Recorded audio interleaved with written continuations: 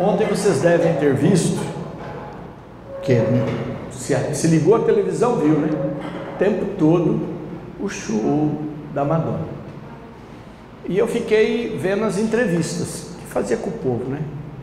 Aí o menino falou: faz 3 dias que eu ando aqui na praia, de noite a gente se junta para não ser roubado, para dormir aqui, para poder pegar o lugar. 3 dias ele ficou andando na praia para poder pegar o lugar lá e assistir a ídola dele. Aí entrevistou o outro rapaz. Aí o outro falou assim, ela falou: você está preparado? Ele falou: eu estou preparado, vou chegar amanhã, às 5 da manhã, né?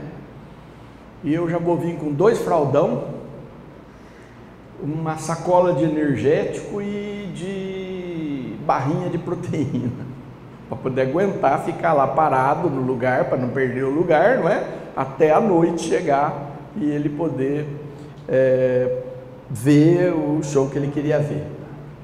E eu fiquei pensando no esforço tremendo que aquelas pessoas estavam fazendo lá pela sua fantasia, né? Porque uma fantasia, a pessoa está lá, por mais perto que esteja, ainda vai estar bem longe, né? E se assim, um acaso chegar a ficar muito próximo, também não vai ser muita coisa que vai mudar na vida. E eu fiquei imaginando como nós somos relaxados com o Senhor, porque o Senhor, Ele se dispõe a estar conosco, Ele é muito mais do que tudo que a gente puder pensar ou imaginar, não é? Ele faz o maior show que possa existir, é só imaginar o nascer do sol, é só imaginar, não, é só assistir, e isso tem que nos levar a pensar que a gente não, evidentemente Deus não precisa e não quer exigir de nós que a gente faça coisas tão radicais como essas que as pessoas fizeram por um show, por uma pessoa, mas o Senhor certamente olha para nós, da nossa tibieza, e cada vez eu vejo um povo mais tíbio, preguiçoso, fraco.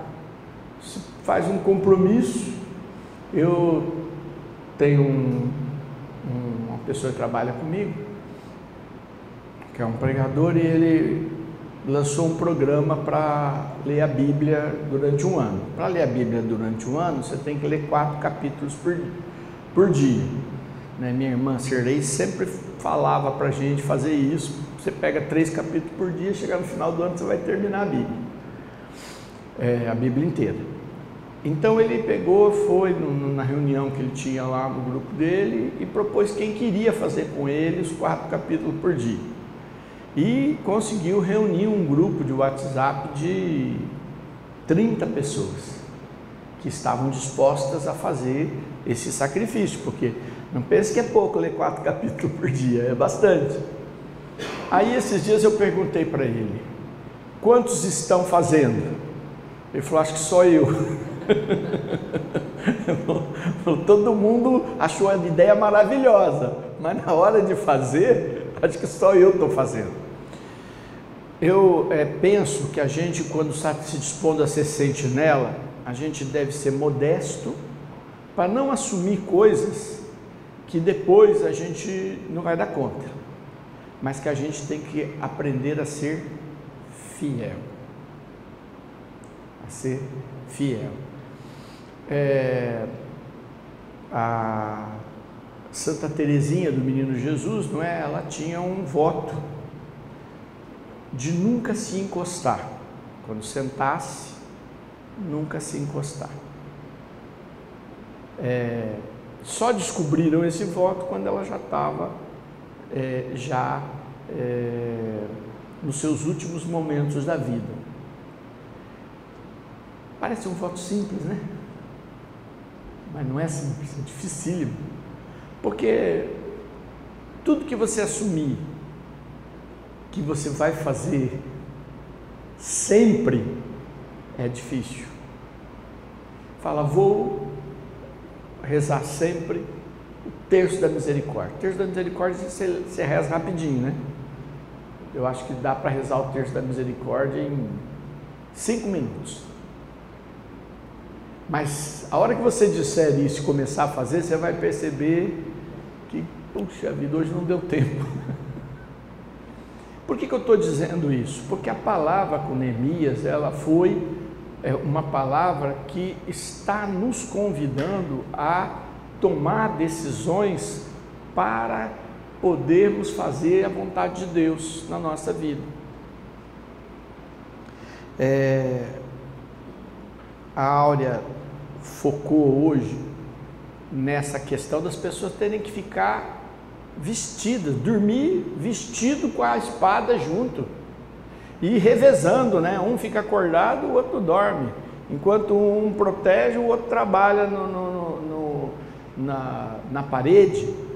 Mas se você continuar lendo, você vai ver que a estratégia do inimigo, quando ele percebeu que ele não ia pegar de surpresa e de que eles tinham criado uma estratégia da trombeta para impedir que de repente, se eles fossem atacar um lugar, todos fossem para lá para ajudar a proteger, eles fizeram uma comitiva e viajaram, e é uma viagem extremamente longa para se fazer naquele tempo a pé, para falar com o rei, mentindo para o rei, dizendo que eles estavam se armando para fazer uma revolução contra o rei da Síria, que aquele pessoal estava se armando, que aquele povo já era. Pegaram o histórico das revoluções que já haviam sido feitas em Jerusalém. Se esse povo faz isso mesmo, rei, agora eles estão se montando para fechar e vir contra você. Eles foram, escreveram documentos, reuniram pessoas e foram fazer política de destruição contra Neemias. E, claro, a gente vai lendo, vai perceber que o rei fica mesmo às vezes com dúvida, mas Neemias tinha sido um amigo, um copeiro que foi muito próximo do rei. Aí o rei falou: será que o Neemias mudou desse jeito? Será que agora ele virou esse cara? Mas o inimigo vai usar muitas artimanhas, algumas diretas, e elas você pode repreender com mais facilidade, mas outras podem ser ardilosas, podem ser usando pessoas até de boa intenção, pode convencer outros para poder criar um caos e impedir a obra de Deus na sua vida. Como é que a gente faz? Retomo a formação de hoje, procurando ser sentinela, aprender a observar, Vocês sabem que quando a gente começa a observar os acontecimentos, o que dizia Santo Inácio de Loyola? Que 3 vezes por dia a gente tinha que parar e analisar como é que tinha sido. Para pegar meio-dia antes do almoço, ele dizia que a gente devia pegar os minutos e pensar o que aconteceu naquela manhã, quais foram os escorregões que a gente teve, depois fazer no final da tarde antes de dormir, para que a gente pudesse ter uma ideia das coisas, começasse a conhecer as coisas. Senão você simplesmente não percebe, né? E acaba pensando que algo é mal e não é, e pensando que algo é bom e não é. Isso só é possível em oração e com observação. Por que em oração? Porque se Deus não abrir os nossos olhos, e aí eu quero pegar esse texto de Eliseu que a Áurea utilizou. Esse texto que a Áurea escolheu, que é o texto em que Deus falava com Eliseu e ele avisava ao rei as ciladas do adversário que queria destruí-los. Se você ler o restante aqui em seguida do capítulo 6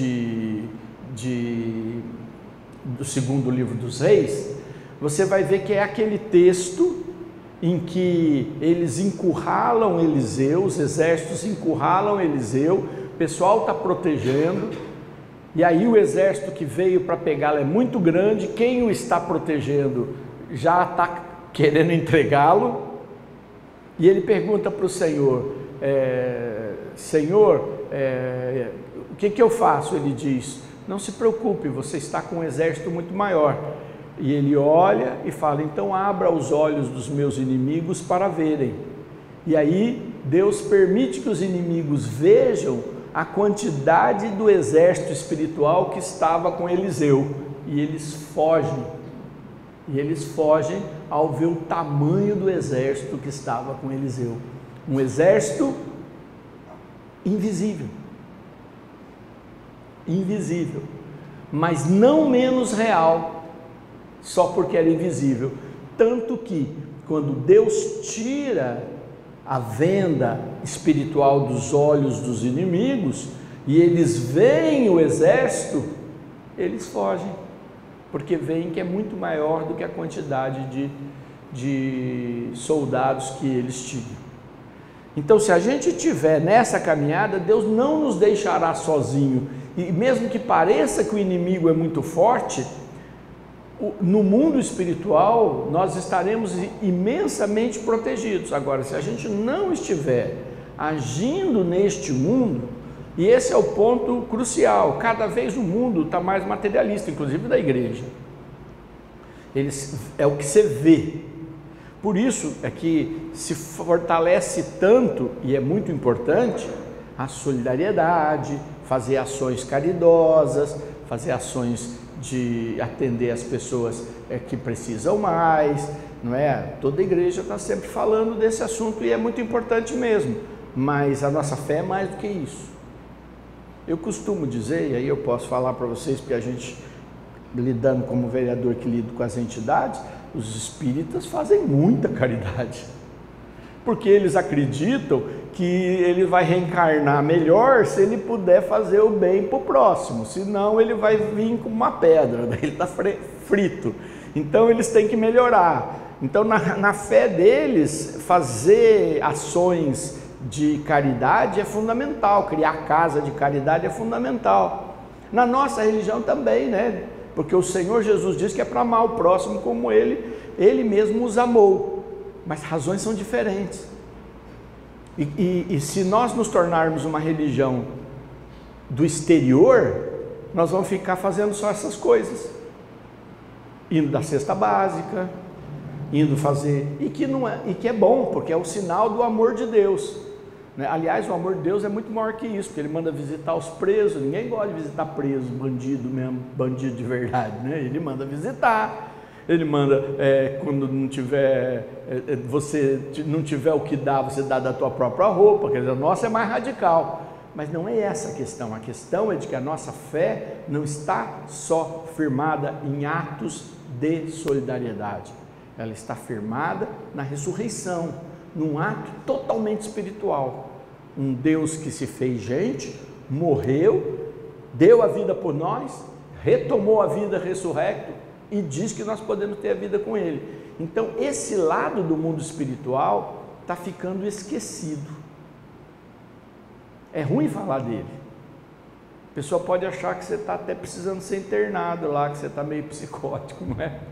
Mas esses dias eu conversava com um padre e ele dizia assim para mim: hoje está provado, Curadars era um psicótico, que naquele tempo não tinha ainda para saber a loucura que ele tinha, porque ficava vendo o demônio, porque ficava vendo demônio para cá, demônio para lá, aí ele fazia aquelas penitências terríveis que ele fazia, de não querer perder tempo, e não sei o quê, e o padre falou, e eu fiquei ouvindo ele, e pensando, né, falei, eu não vou rebater o padre estava tão consciente lá, sei lá se foi alguém que fez a formação para ele daquilo, né? E alguns traços mesmo do Curadars não eram fáceis de você engolir, não.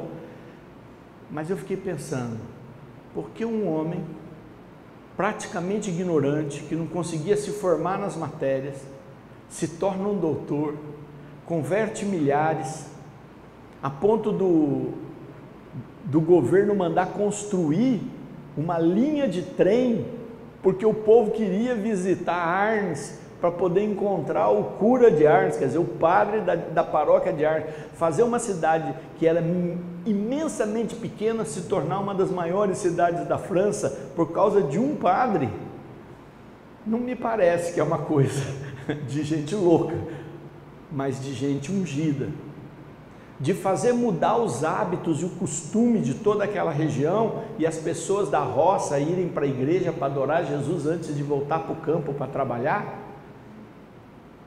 Então, quando a pessoa pega um traço e desconhece, ela confunde o mundo espiritual. E nós temos uma missão de saber que ele existe, e é por isso que aí eu reforço o que a Áurea falou. Deus fala. Agora, se você ficar ouvindo vozes e sair dizendo por aí que você ouviu uma voz mandando você fazer tal coisa, o que você acha que vai acontecer? Lá na tua casa, né? Os que não seguem a Deus vão dizer: meu Deus, mãe ficou louca mesmo. Minha mulher está doida. Que coisa mais maluca, né? Eu falei para não ir com esse povo. Não é verdade? Esses dias eu encontrei um rapaz que eu não via há muito tempo. E aí começamos a conversar. E ele falou para mim, encontrei ele num restaurante. E aí ele falou do tempo que era de igreja, que ele me conheceu, que a gente ficou junto um tempo. Aí eu falei para ele: mas você sumiu. Ele falou: você não soube? Eu falei: não. Ele falou: meu pai me deu uma surra tão grande e fez eu morar no sítio por 6 meses, porque eu disse que eu estava ficando louco com vocês. Quer dizer, hoje ele contou isso muito rapidamente, eu não pude saber, né, que lado tudo isso terminou na vida dele. Mas eu posso dizer para vocês que o mundo espiritual é um mundo que está cada vez mais desconhecido, mas que ele é tão real quanto o mundo visível, e é por isso que nossos encontros aqui estão nos apontando caminhos para a gente poder proteger o nosso mundo espiritual, ter as nossas muralhas reconstruídas, e depois de reconstruída, termos sentinelas para verificar por onde estão vindo os ratos, não é por onde estão vindo os ladrões. Quem aqui já estudou um pouco, eu lembro, de biologia, né? Até a hora que vai saber. O que o povo acreditava? Tinha um negócio que falava, acreditava em geração espontânea, porque fechava um quarto que não podia entrar ninguém, deixava lá uma comida, daqui a pouco aparecia bicho. Falava: como é que o bicho entrou lá? Então o bicho foi gerado do nada, e acreditavam nisso. Depois foi descobrindo que a história não era bem essa, né? Que o bicho não é que não surgia do nada. Então a verdade é que o mal está em todos os lugares, e o bem também no mundo espiritual. O mundo espiritual não é feito só de coisas ruins, é feito de coisas boas também, dos santos anjos, da presença espiritual forte do Espírito Santo, e nós precisamos deles para saber o que fazer e construir a nossa vida. Eu fui fazer uma oração de quebra de maldição com uma família sexta-feira. E aí eu me lembrei, era uma família conhecida minha, e eu me lembrei da avó da moça que estava com a gente, a senhora, né, ela e o marido. Eu lembrei da avó dela, que era minha vizinha, e o marido morreu de infarto. E um dia nós estávamos no carro, quem é velho aqui em Maringá vai saber, né? O trem passava por cima ali, não passava por baixo, né? E ali na Avenida Paraná, o trem passava por cima. Nós estávamos no carro, eu estava com o neto dela, eu estava atrás. Ela abriu a porta e saiu correndo para se jogar na frente do trem, porque ela queria morrer, porque ela falou que sem o marido dela ela já não servia mais para viver.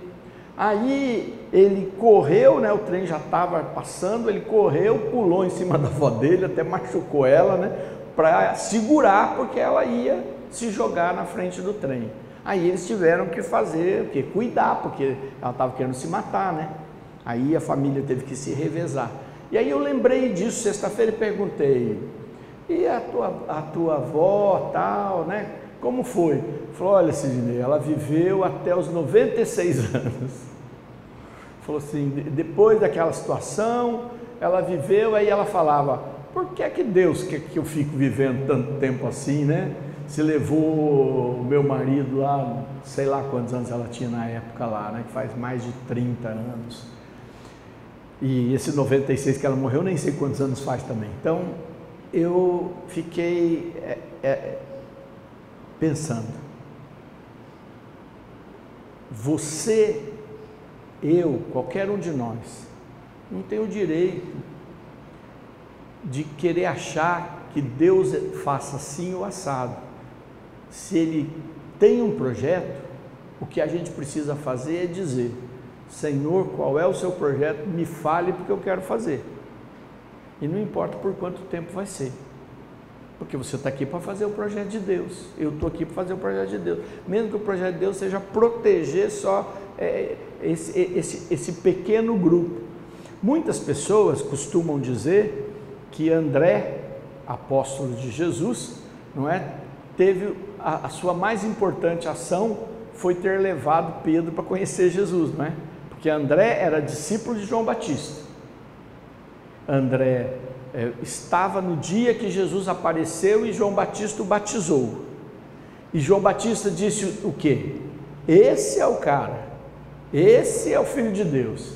Eu vim aqui para preparar vocês para ir atrás dele. O que o André fez? Foi atrás de Jesus. Chega atrás de Jesus e pergunta para Jesus, mestre, onde moras? E Jesus fala para ele, vem e vê. Eu até fiquei pensando, Nossa Senhora chegar na casa lá e falar assim, o que você está trazendo gente aqui para dentro de casa, né? E foram, e ficaram com Jesus, foram para casa de Jesus. Jesus ainda não tinha começado, estava começando o seu projeto. O que faz André em seguida? Procura o seu irmão Pedro, mais velho, e fala, encontramos o Messias. E o Pedro fala, já começou de novo, você está sempre atrás dessas coisas mesmo, já estava com aquele João Batista, agora você já está com outro, né? Falou, não, vem ver.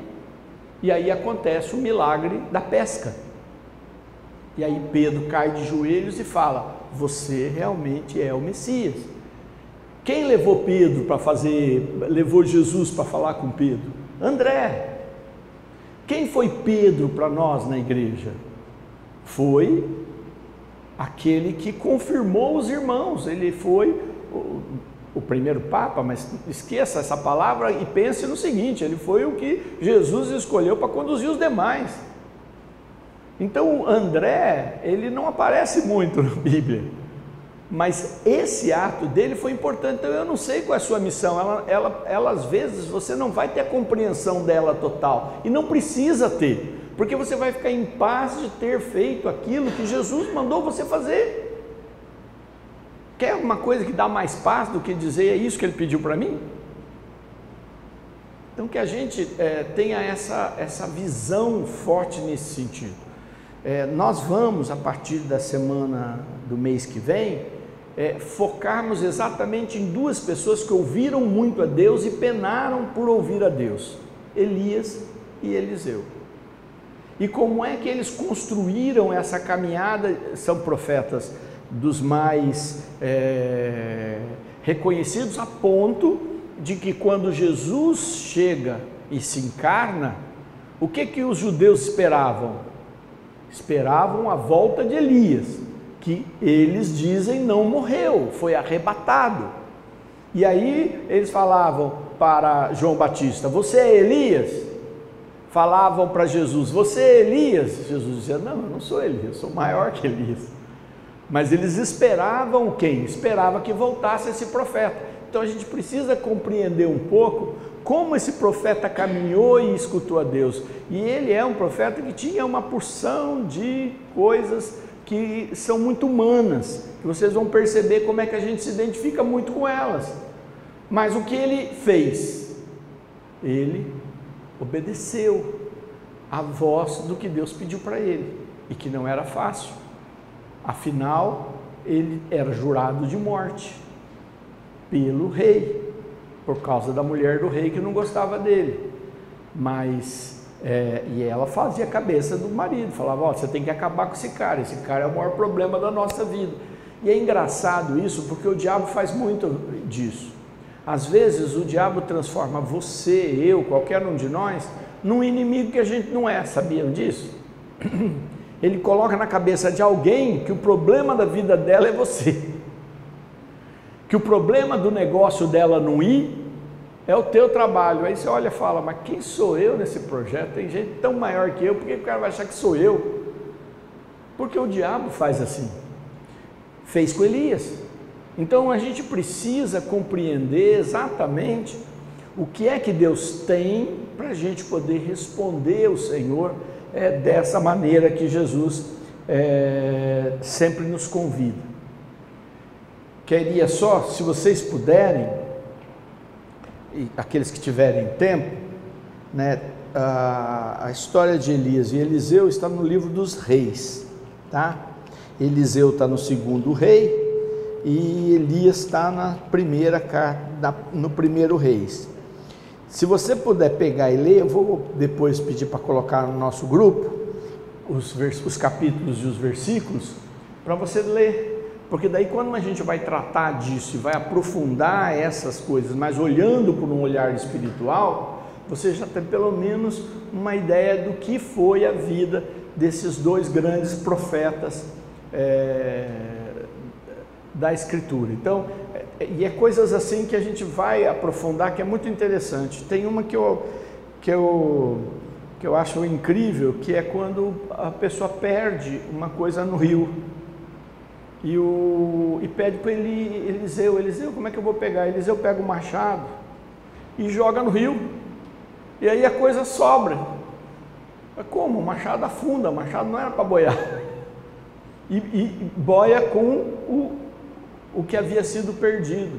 Ou então uma sopa envenenada, e aí ele joga o sal e a sopa deixa de ficar envenenada.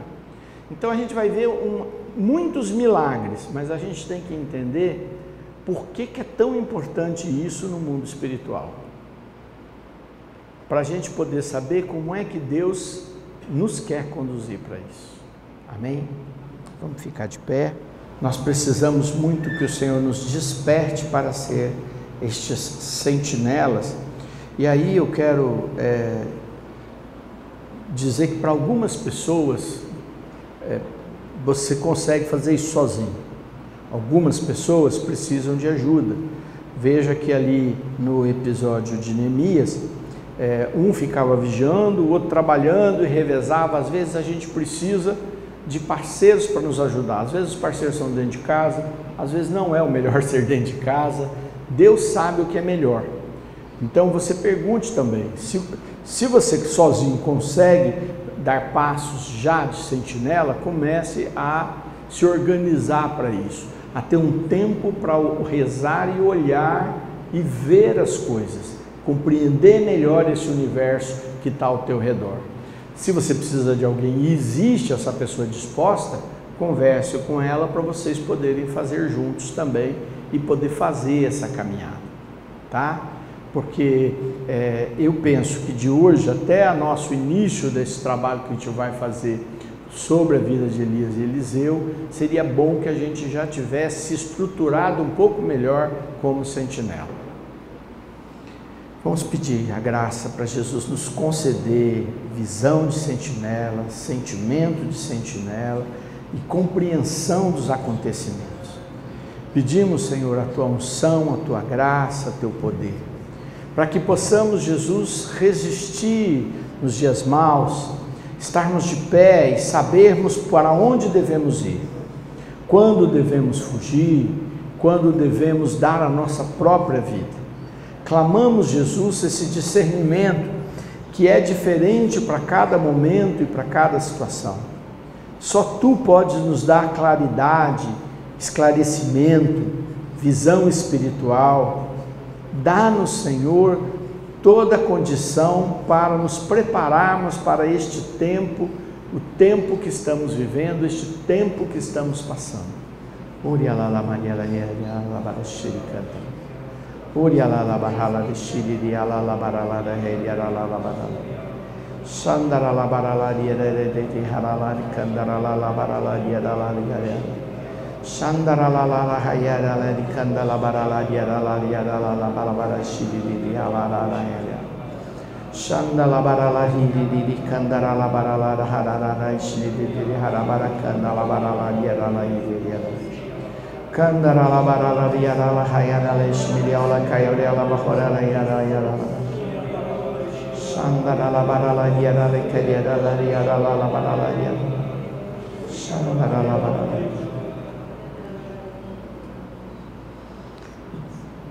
Nesse mês de maio, não é? Vamos rezar uma Ave Maria, pedindo que Nossa Senhora nos proteja com a sua poderosa intercessão. Ave Maria, cheia de graça, o Senhor é convosco. Bendita sois vós entre as mulheres, e bendito é o fruto do vosso ventre, Jesus. Santa Maria, Mãe de Deus, rogai por nós, pecadores, agora e na hora de nossa morte. Amém.